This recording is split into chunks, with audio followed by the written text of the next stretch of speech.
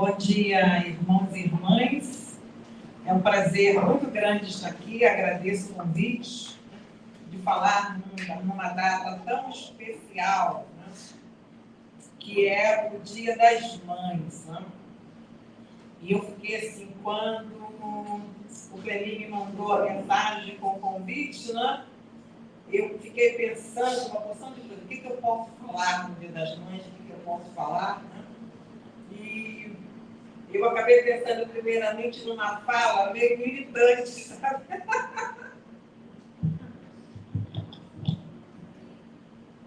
Comecei pensando numa fala meio militante, vou falar das mães solo, né? Aí conversei com algumas mães solo, falando, isso aqui não está bom para falar, isso está bom para falar na assembleia lá das mulheres que estão discutindo, não é para falar no Dia das Mães, não. Então, assim, eu fui orando, né? E fui construindo o que eu gostaria, o que eu vou trazer para falar hoje. Né? Eu cresci comemorando o Dia das Mães. Né? E eu lembrei, assim, com muita saudade da minha infância lá em Engenheiro Pedreira, né? Na primeira igreja batista de Engenheiro Pedreira, e também no grupo escolar Bernardino de Melo, né? Onde eu fiz o meu primário, e que ia chegando abril e começavam os ensaios, né? Musiquinhas, versinhos, poesias, e nós líamos e falávamos muitas coisas mesmo, né? E era uma festa, fazia-se uns bolos grandes, aqueles bolos que tinha aquela cobertura de melancia com limão, que eram maravilhosos, e a gente comia um pedação que levava para casa. E naquela época, naquele contexto de patriarcado, um contexto ainda das mulheres serem confinadas num espaço privado, numa série de limitações para a mulher, né? Aquele era o Dia da Rainha, né? Onde a casa dela se transformava num palácio, o local de trabalho era um palácio, o bairro era um palácio, e a rainha era homenageada. Né?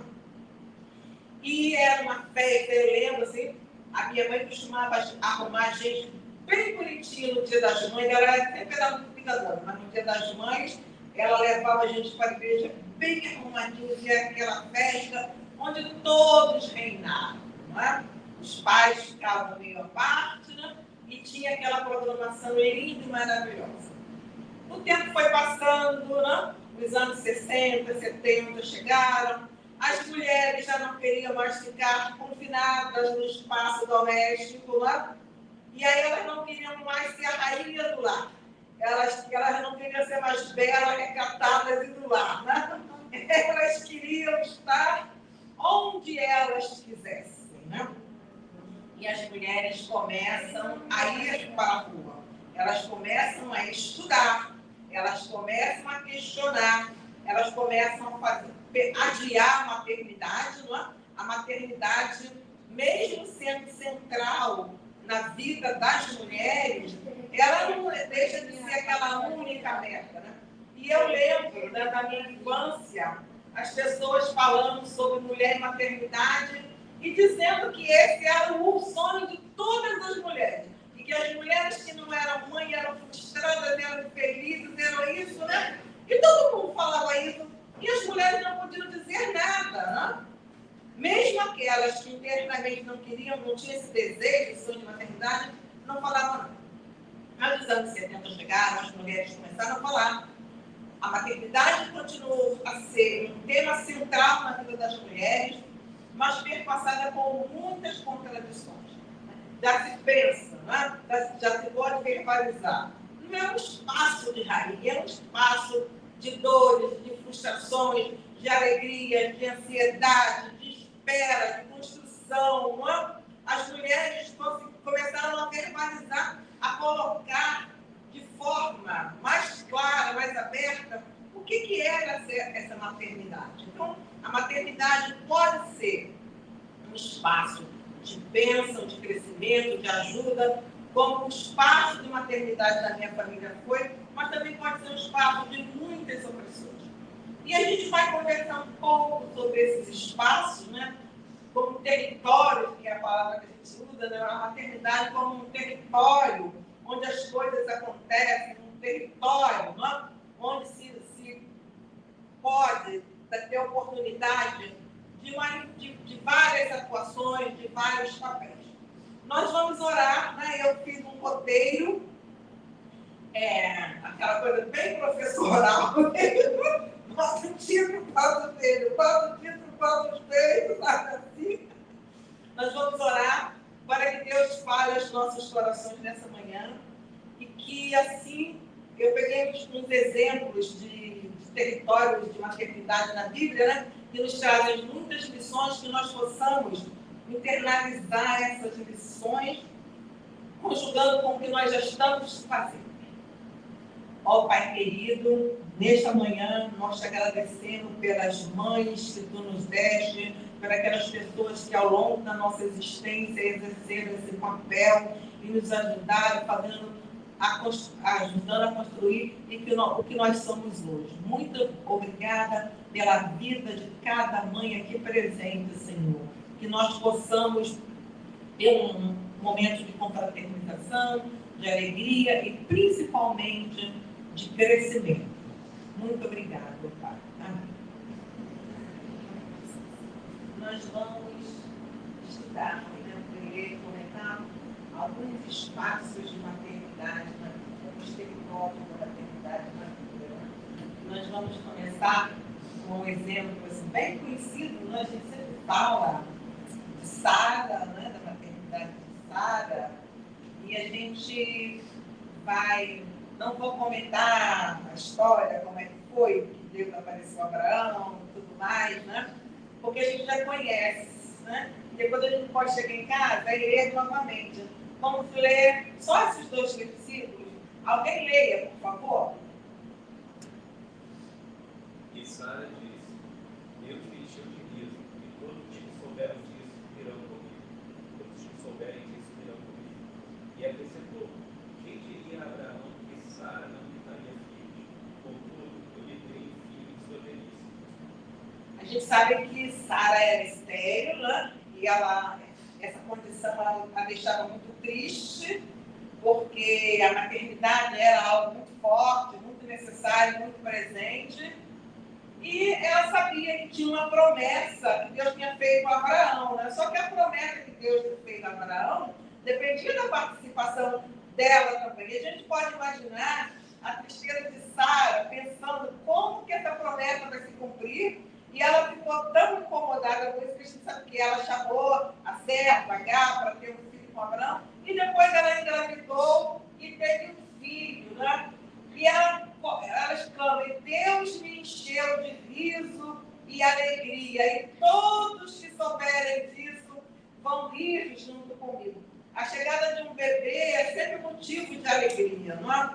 As pessoas comemoram, celebram, avisam, fazem chá de bebê, chá disso, e a gente comemora. Ainda mais quando é um bebê muito esperado. Não, a mãe já tentou, está fazendo tratamento, já perdeu, não consegue, e agora engravidou e o bebê vai chegar com saúde, Então, isso é motivo de muita alegria. E ela fala, né? Quem diria, né? Se Abraão falasse, imagina Abraão comentando com alguém. Abraão, tá peruca, tá doido, imagina, olha a idade de Sara, olha a idade dele, né? Como que ela ainda vai amamentar? Como que eles ainda vão ter um bebê para alegrar? E esse bebê chega, né? E o interessante, né? Normalmente a gente fica feliz com a chegada de um bebê, é a complementação, é a realização, mas Isaac, né? Era o cumprimento de uma promessa. Isso é fantástico, né? Os bebês que estão chegando às nossas casas, às nossas famílias, também são cumprimento de promessas, né? Promessas feitas lá no passado, promessas que às vezes a gente nem se lembra mais, né? Mas são cumprimento de promessas e cabe a gente ter essa consciência, acompanhar, né? Isso e celebrar. Então, um espaço de alegria e riso cumprimento de promessa, que nós possamos ter essa consciência que a maternidade é um espaço de alegria, porque está permitindo o cumprimento de promessas que a gente às vezes não tem nem noção da extensão daquela promessa.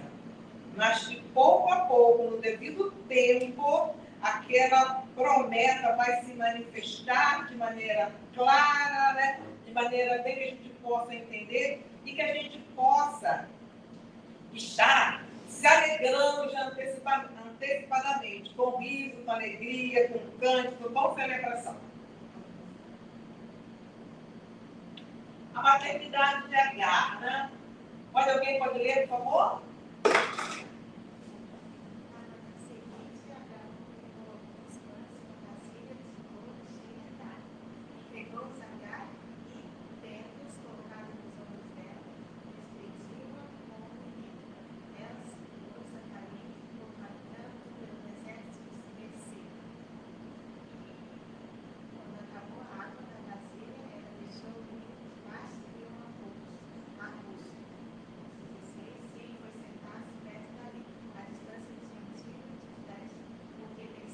Não posso ver o menino morrer, sentado ali perto de pessoas chorar.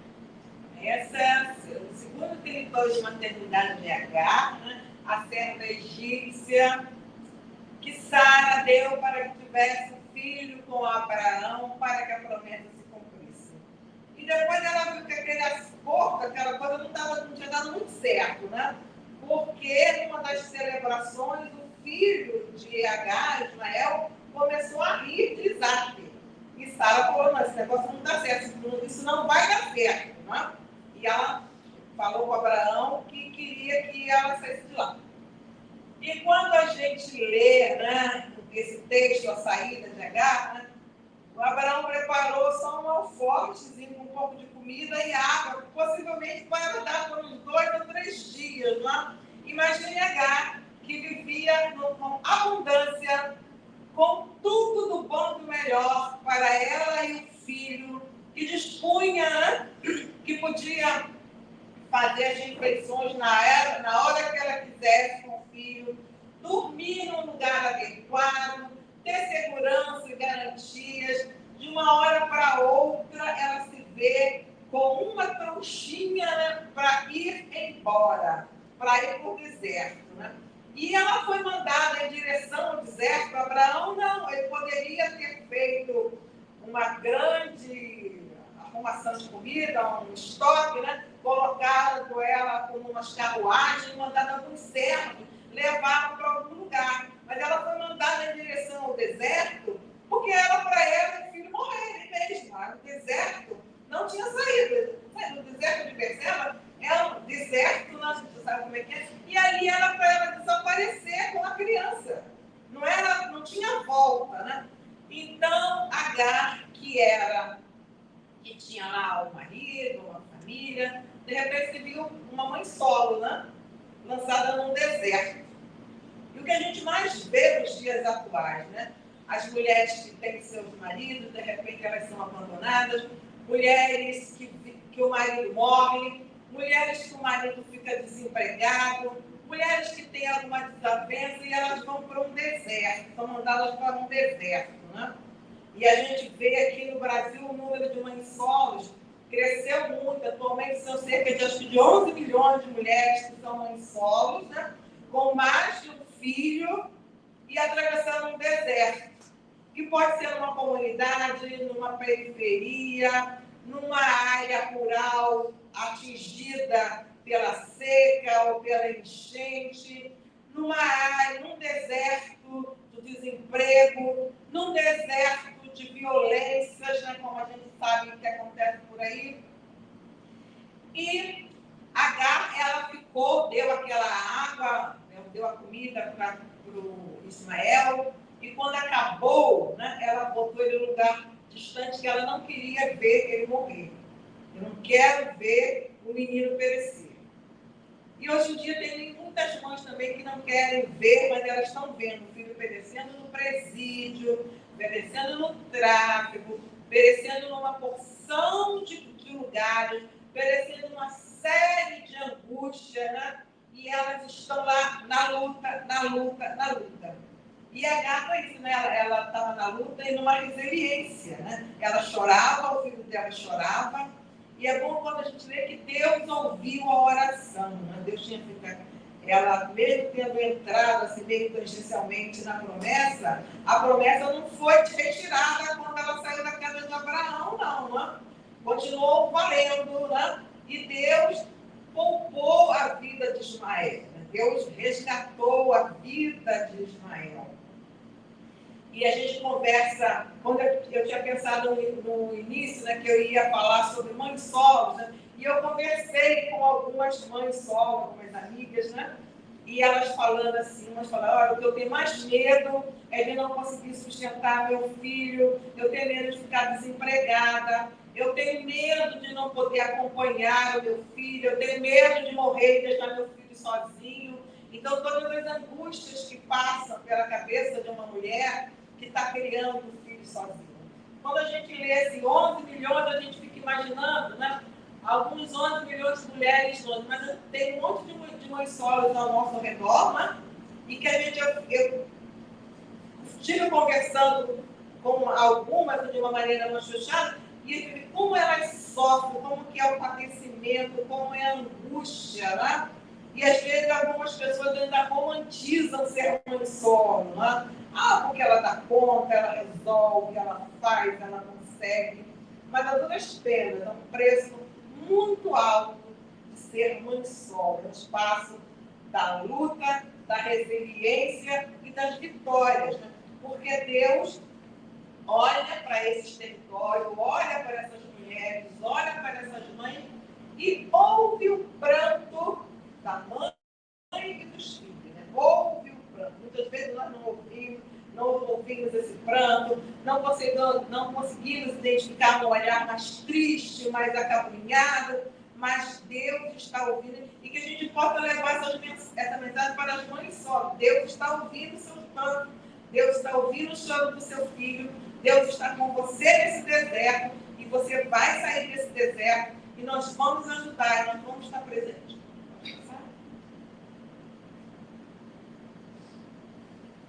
A maternidade de Joquebede é um espaço de reconhecimento e confiança. Um homem da tribo de Levi casou-se com uma mulher da mesma tribo e ela engravidou e deu à luz um filho. Vendo que era bonito, ela o escondeu por 3 meses. Né?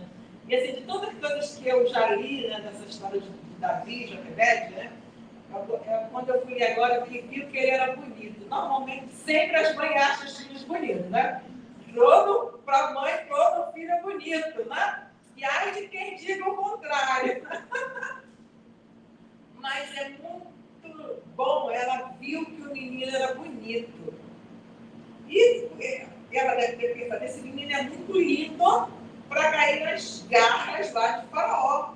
Essa coisa linda que está aqui, né? Eu não posso deixar que se perca, eu não posso desperdiçar essa coisa maravilhosa que Deus colocou na minha vida. E ela começou a tomar as providências. Tem algumas coisas bem interessantes aí. Ela chamou, ela pediu para a filha Miriam colocar lá na beira do Nilo, né? E a gente pode pensar, por que ela não foi levar? Por que ela não mandou o pai levar? Por que ela não pediu uma amiga? Mas isso era um arranjo de família. Era uma empreitada de família. E, assim, o cuidado que ela teve em fazer, né, com que Miriam também se sentisse responsável. E Miriam não foi lá e largou o cestinho. O que ela fez? Ela ficou escondidinha lá, né, vendo, né, o que ia acontecer. E quando a filha de Faraó aparece, ela chega lá e fala logo, resolve tudo. Então, como Joquebede influenciou, como ela criou a harmonia, o amor, o companheirismo, não é? Miriam era mais velha, né? Ela podia, que bom que esse menino vai embora, não vou aparecer, menos um aqui dentro de casa. Eu era privilegiada, agora chega esse menino bonito, chegou um menino por cima bonito, né? Que a minha mãe deve ficar, a gente imagina a Joquebede admirando, olhando, elogiando, olha, mas tem um narizinho muito bonito, o olhinho é muito bonito, olha a boquinha, com quem parece, como é que é, né? E Miriam não ficou com inveja, né? Com ciúme disso não. Ela foi lá, tomou conta na beira do rio e fez, e foi chamar Joquebede, né? Para tomar conta, para criar e receber, né? Daquele menino, né? E essa atitude de Joquebede marcou toda a existência. Ao longo do ministério de Moisés, né? A gente vai ver Miriam, vai ver Arão, vai ter tudo isso.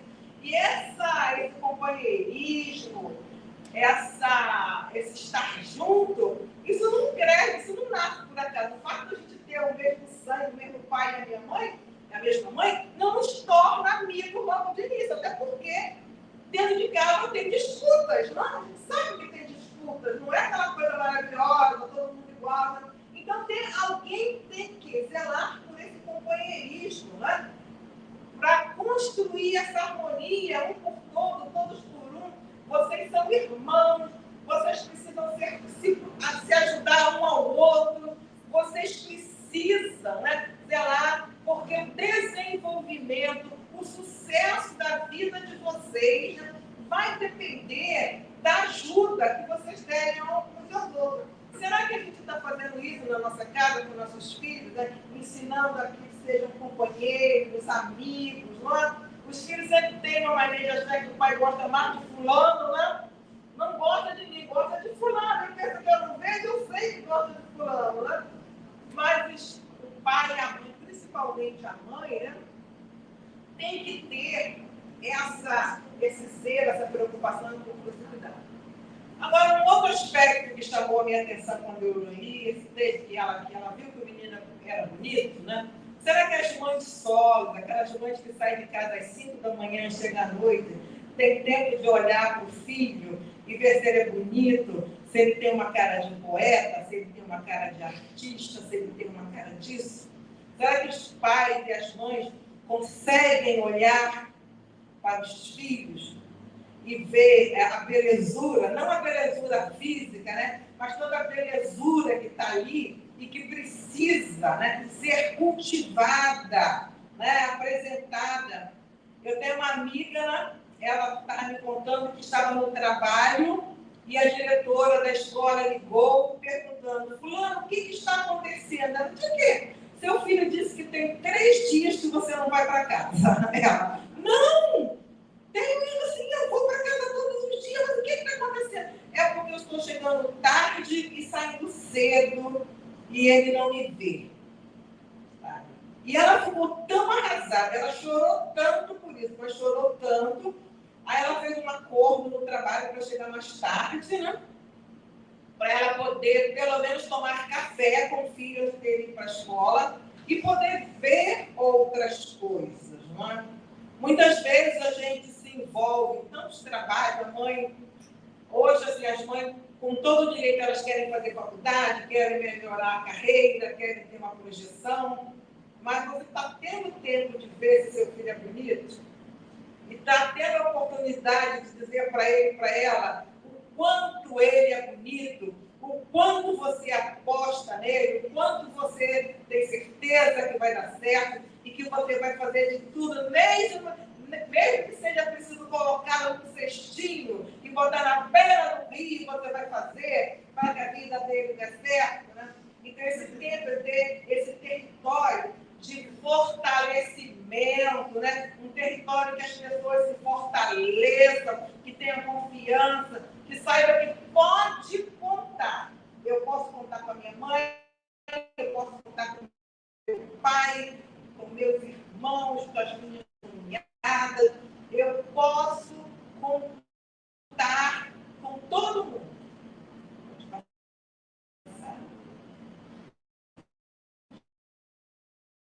Obediência e glorificação do Senhor. Alguém lê, por favor? Então, disse Manoá, cumpram-se as tuas palavras, mas qual será o modo de viver e serviço do menino? E disse o anjo do Senhor a Manoá: de tudo quanto eu disser à mulher se guardará ela, de tudo quanto procede da videira não comerá, nem vinho, nem bebida forte beberá, nem coisa imunda comerá, tudo quanto lhe tem ordenado guardará. Depois teve esta mulher um filho, a quem pôs o nome de Sansão. E o menino cresceu e o Senhor o abençoou. Tem uma outra parte, talvez cita o nome da mãe de Sansão, mas o que eu gosto dessa passagem aí, no espaço da maternidade da mãe de Sansão, né? Que é a participação materna, né? O anjo chegou para ela, conversou com ela, deu todas as orientações, ela foi, falou para o marido, né? E ele chegou junto para saber, né? E ele perguntou qual seria o serviço do menino. Qual seria o serviço do menino? E os pais, quando a gente é criança, as pessoas perguntam: o que você vai ser quando você crescer? O que você vai ser? O que você quer ser? Né? Mas ele foi perguntar ao Senhor qual seria o serviço do menino. E muitas vezes, né, os pais ficam ali: não, eu quero que você seja médico, eu queria ser médico, eu não fui, agora você vai ser no meu lugar, você vai ser advogado, você vai isso, né? Já perguntou a Deus qual vai ser o serviço do meu menino, qual vai ser o serviço da minha menina? O que tu tens preparado, né, para o meu menino, para a minha menina? E o anjo fala para ele, né? Obedece, não faz isso, não faz aquilo, né? E lá no 24, né? O menino nasceu, né? Cresceu e o Senhor o abençoou. Quer dádiva maior do que essa, né? O menino nasceu, cresceu e o Senhor o abençoou. Depois ele aprontou, né? Mas, rapaz, enquanto ele esteve sobre a guarda lá da mãe e do pai, né? As coisas seguiram, né? Como deveriam de seguir. Então, um território em que a maternidade não é apenas uma função da mãe. Na minha casa, meu pai era muito mais materno do que a minha mãe. Às vezes ela ficava até meio zangada, porque se a gente tivesse uma dorzinha, qualquer coisa, a gente ficava quietinho esperando o papai chegar para fazer o curativo, para limpar, para fazer isso, para fazer aquilo, para fazer o dever de casa. Vocês terem uma ideia, todos nós fomos alfabetizados pelo meu pai, lendo o Velho Testamento. Ele contava as histórias, ele só tinha 3 anos de escolaridade, mas ele nos alfabetizava e lendo a Bíblia. Porque ele chegava à noite com luz de lampião e lamparina, aí ele ia lendo, sabe? E ele fazia lá umas anotações, né? E fazia até uns concursos entre a gente, para quem já sabia lá no final da história que ele estava contando, aquela coisa toda. E a gente, assim, a maternidade lá na minha casa era uma maternidade compartilhada, assim como foi a maternidade na casa de Sansão. O pai falou: não, você que é a mãe, você que o anjo falou com você, você que vai responder. Não, ele também chegou junto para compartilhar a maternidade, para que as coisas pudessem chegar a bom termo. A maternidade de Noemi num espaço de sororidade. A sororidade é uma das palavras muito em moda, né? Quando você sente, quando você chega junto, quando você sente a dor, quando você compartilha, né? Noemi disse às suas 2 noras: voltem para a casa de suas mães, que o Senhor seja leal com vocês, como vocês foram leais com os falecidos e comigo. O Senhor conceda que cada uma de vocês encontre segurança no lar do marido. Né? Noemi poderia ter pensado assim: não, meus filhos já morreram, elas não fazem mais parte da família, cada um vai para o seu lado, eu não tenho mais nada a ver com ela. Mas ela fez as recomendações, né? Mas quem escolheu ficar, ela abençoou, ela guardou, ela protegeu, ela reconheceu, né? Ela reconheceu o trabalho das noras. Né? Muita gente não reconhece, né?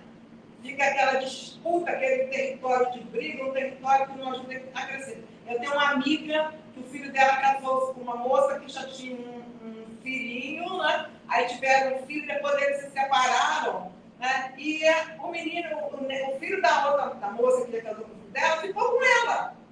Porque não, a minha nora tem que trabalhar, eu não quero que ela gaste dinheiro, eu não quero que esse menino se perca por aí. O mesmo carinho que eu dou ao filho do meu filho, eu vou dar a ele.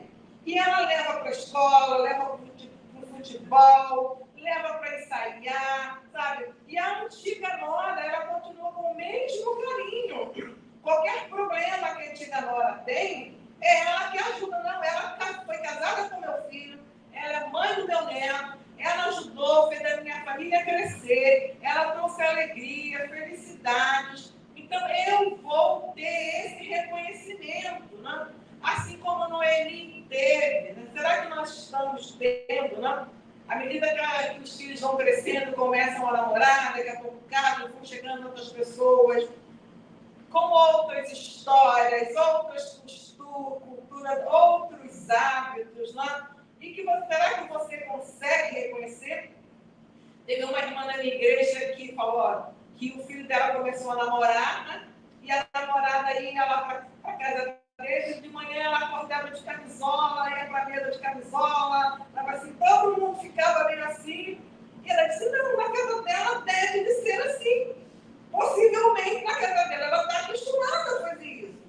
E aí a menina foi vendo que todo mundo descia arrumadinho para o café, ninguém descia de camisola. E ela viu que era um outro ritmo. Ninguém brigou com ela. A família não falou, oh, essa garota não presta, bem como é que ela vem de camisola para a hora do café. E ela foi vendo, ela tinha outros hábitos, ela foi criada de uma outra maneira, né? E que cabe a família acolhedora, com sororidade, não é? Também mostrar através do amor, do acolhimento, do reconhecimento, né? Que é uma pessoa especial, que é uma pessoa que vai entrar na sua vida, né? Assim, com esse carinho. Tem um casal do meu amigo que o menino começou a namorar uma garota e logo assim na primeira ele falou, fulaninha vai ser a nossa filha. Eu falei, nossa, mas você está começando a namorar agora? Ele falou, não, a gente já está orando por ela, a gente está orando pela família dela, e eles casaram, já tem filho, e juntou todo mundo, sabe, a família dela com a família do menino, porque eles tinham a intenção de acolher. Não é assim, eu não vou com a cara, eu não gosto, né? Mas ele gosta, né? Vou fazer o quê? Não, eles decidiram acolher. Esperaram a menina de coração aberto, né? Isso faz da família um território de sororidade. São essas coisas que a gente precisa ter. Acho que esse é o último.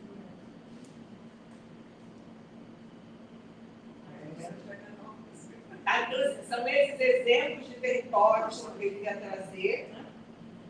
Que a gente possa aprender, que a gente possa fazer uma releitura da Bíblia. A Bíblia é bom, porque cada vez que você lê, você tem outras lições. Eu nunca tinha pensado nesses exemplos como territórios de maternidade, mas são territórios de maternidade com exemplos fantásticos. A gente vai cantar, depois eu vou ler uma poesia e vou falar um pouquinho e vou encerrar falando da minha família.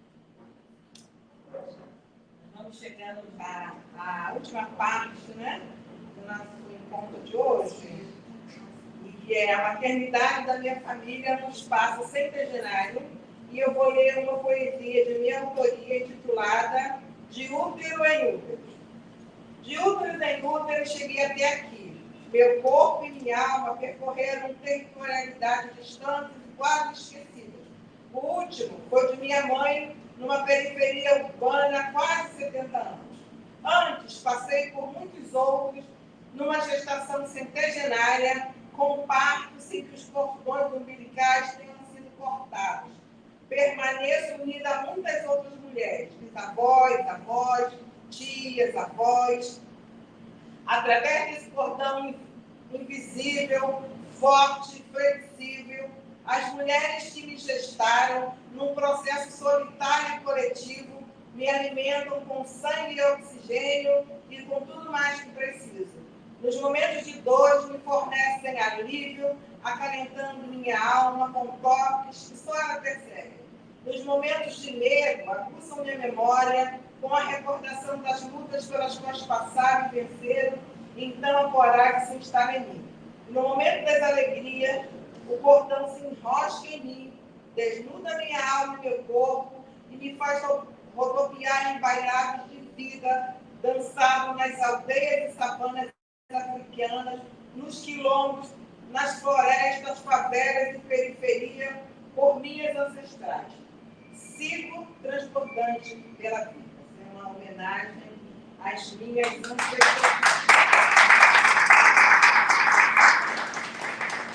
Eu tive o privilégio de conviver com a minha bisavó, avós, né?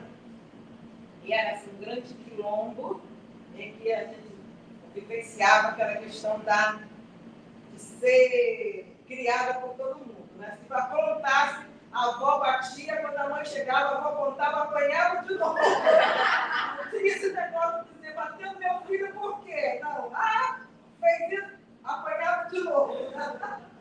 Então, assim, a dona Helena foi a minha bisavó, no espaço da sororidade, né? Era de uma época que os maridos tinham 2, 3 famílias, ela sabia que o meu bisavô tinha outras famílias, né? Ela convivia e ela tinha uma relação muito boa com as noras, da minha avó materna, que era a nora dela, né? Eu lembro ela acolhendo a minha avó, elas conversando, confabulando, prestando ajuda uma a outra, sempre se ajudando de uma maneira muito carinhosa, né? Eu convivi com ela até uns 15 anos. A dona Ilka, né, minha avó materna, feminismo. E eu aprendi sobre o feminismo quando essa palavra nem existia. Eu morava numa roça, sem energia elétrica, sem televisão, sem nada. E a minha avó era uma feminista, né? Porque naquela época também os maridos se achavam no direito de surrar as mulheres, né? Surrava e estava por isso mesmo. Eu lembro uma vez um irmão da igreja surrou a mulher. E foi falar com ele e falou, eu não surrei a mulher do vizinho, mas eu surrei a minha mulher. E a minha avó não aceitava isso de jeito nenhum, né? Ela era grandona, meu avô também era grandão, e quando meu avô chegava e queria bater, né? Ela também se armava e enfrentava, sabe? E depois ela falava para as comadres, ela batizava muitas crianças do bairro, ela dizia, como é que vocês apanham? E não fazem nada, gente. Vocês estão mortas, vocês estão amarradas. E era um kit de taca. E ela tinha essas brigas, e quando acabava a briga, que meu avô se acalmava, ela dizia isso, a gente presenciava, ela dizia, olha, você sabe, se você deitar aqui nessa cama, eu te mato. Aí meu avô, ele tinha um sítio numa cidadezinha, né? Ele ia para o sítio, aí passava uns 4, 5 dias, chegava na hora do almoço, a minha avó dava comida a ele, do lado de fora, acabava de comer, minha avó ficava assim, ele sabia que não podia entrar, né? E embora. E assim ela se defendia. Uma outra coisa, que a minha avó também era bem feminista, numa época que as meninas engravidavam solteiras e o destino era ser expulsa de casa, né? As minhas 2 tias engravidavam e a minha avó bateu o pé. Daqui de casa elas não saem, eu vou cuidar delas, o bebê vai nascer, porque elas não engravidaram sozinhas. Então elas não vão ser botadas para fora de casa. E a minha avó alimentava, cuidava, não xingava, não perguntava, elas não engravidavam sozinhas. Elas cuidavam. E as outras moças, ela ajudava muitas outras meninas que engravidavam, quando ela sabia, olha, a filha de comadre fulana engravidou, ela já ia lá, você não vai mandar sua filha embora não, né? Você vai cuidar da sua filha e do seu neto. E ela fazia isso, assim, sabe? E ela era uma pessoa muito inteligente, ela aplicava injeção, fazia curativo. Lá era um grande quilombo onde ela acolhia, cuidava e principalmente aconselhava, fortalecia. Tá difícil lá, vem, fica aqui um pouco que eu vou te ajudar, vou ver o que eu posso fazer. E a minha avó, Dona Jovelina, que é a história assim, a vovó Jovelina, né? Ela era baixinha, bem pretinha, pequenininha, e no início dos anos 30 ela morava numa fazenda em Campos, com o marido e 9 filhos. E um dia o fazendeiro deu uma surra no meu tio mais velho. E quando ela chegou da roça, soube que o fazendeiro tinha surrado o filho dela mais velho, no dia seguinte ela juntou os 9 filhos e comunicou que estava indo embora, porque a escravidão já tinha acabado e ela não ia criar os filhos dela apanhando, não. Falou com o meu avô e meu avô disse, ó, não vou. E acharam assim, ela vai sair sozinha aí com essa colherada, ela vai voltar. E ela não voltou. Ela criou os 9 filhos numa época que a mortalidade infantil matava. Nenhum filho dela morreu. Todos morreram adultos. Todos foram alfabetizados, inclusive ela. Porque quando eu era menina, eu ficava assim, gente, como é que o vovô aprendeu a ler? Porque todas as outras mulheres negras da idade dela que eu conhecia não sabiam ler. Não sabiam ler, né? E ela ficou, o meu avô esperando que ela voltasse, e ele nunca voltou, ela nunca voltou. Eles não se casaram de novo, não tiveram mais filhos, sabe? E ficaram assim, ela dizendo, não volto para o lugar onde a gente apanha. Não vou, ela dizer, eu não me responsabilizo, né? Eu não vou assistir um filho meu apanhando de uma pessoa que não é nada dele, e eu sem fazer nada. Assim, e ela criou os filhos sozinha, veio, ela saiu de campo, depois foi para um outro distrito, depois ela veio para o Rio, todos os filhos trabalhavam, as filhas, todo mundo casou, todo mundo tinha uma profissão, e ela tinha assim, um senso de liberdade, de autonomia muito grande, sabe? Então, ela fez isso. Imagina na década de 30, uma mulher dizer, não fico onde meus filhos apanham. E a minha mãe, né? A própria E a minha mãe, né? Que foi a superação, né? Minha mãe começou a trabalhar em casa de família novinha, com 9 anos ela já trabalhava em casa de família. Aí ela aprendeu, quando ela foi crescendo, ela foi aprendendo a costurar, ela lavava roupa, passava, cozinhava. E ela foi fazendo tudo que as mulheres negras fazem para sobreviver. Né? Ela era muito habilidosa. Nossa casa era assim um brinco, porque naquela época, quando as compras tinham aquele papel pardo grandão, né? Ela pegava aquele papel, pintava, fazia moldura, enfeitava a casa toda. As roupas que ela ganhava, quando ela lavava, ela botava para ferver naquela lata de vinho, para tingir, para ficar como nova, e fazia todas as roupas. E até que ela conseguiu fazer um curso de corte e costura e foi trabalhar como modelista em Copacabana. Ela era uma excelente modelista, viajava pelo Brasil, ia para desfile de moda, aquela coisa toda. Mas o grande sonho dela era estudar. Em 1985, eu já tinha terminado a faculdade, já estava em Niterói, eles mudaram para Niterói. E a primeira coisa que ela fez foi se matricular na escola, mas ela se matriculou escondido. Né? Chegava lá, nós vamos sumia, a gente não sabia onde ela estava. Aí depois ela foi encostada na parede, né? E ela falou, eu estou indo para a escola. Mamãe, mas está escondendo por quê? Vocês iam dizer que eu sou velha, que não sei o quê. Ela estava com 50 anos nessa época, tinha 3 anos de escolaridade. Aí ela terminou o primeiro grau supletivo, aí foi fazer o segundo grau, fez o vestibular e passou para direito, estudou na Cândido Mendes, se formou, né? Tinha um escritório na Amaral Peixoto, no ponto central de Niterói, como uma sócia, né? E ela fez curso de guia de turismo, fazia curso de um monte de coisa, de fotografia, ia para lá, ia para cá, sabe? E assim, às vezes ela ficava dançando para lá e para cá, e eu estava me trajando, eu ficava preocupada que ela se assaltava, alguma coisa. Às vezes ela me via que não se escondia, ficava assim no cantinho. Aí, às vezes, o meu marido fala, olha, eu vi sua mãe, meio-dia, não sei o que, no caso. Aí, mamãe, o que ela está fazendo? Fulano viu a senhora. Você chegou tomando conta de mim. Mas ela fez muita coisa. E a única coisa que interrompeu a carreira dela, sabe, de audácia, de superação, de conquista, foi a Covid, né? Ela morreu de Covid, né? Assim. Mas antes dela ser acometida pela Covid, a gente estava planejando. Minha irmã mora na Suécia, a gente ia visitar a minha irmã e ela já estava falando com as pessoas conhecidas assim, elas estão pensando que eu vou ficar morando com a putinha lá na Suécia. Eu vou arrumar uma casa para eu morar sozinha. Aos 82 anos, ela estava planejando que ela ia chegar na Suécia e ela ia conseguir um lugar para ela viver. Né? Então, assim, eu sou a mistura dessas mulheres de coragem, de ousadia, mulheres que ousaram, que venceram, que enfrentaram muitas lutas, que foram arrimo, que foram, né, suporte e que tiveram com os exemplos da Bíblia. Né?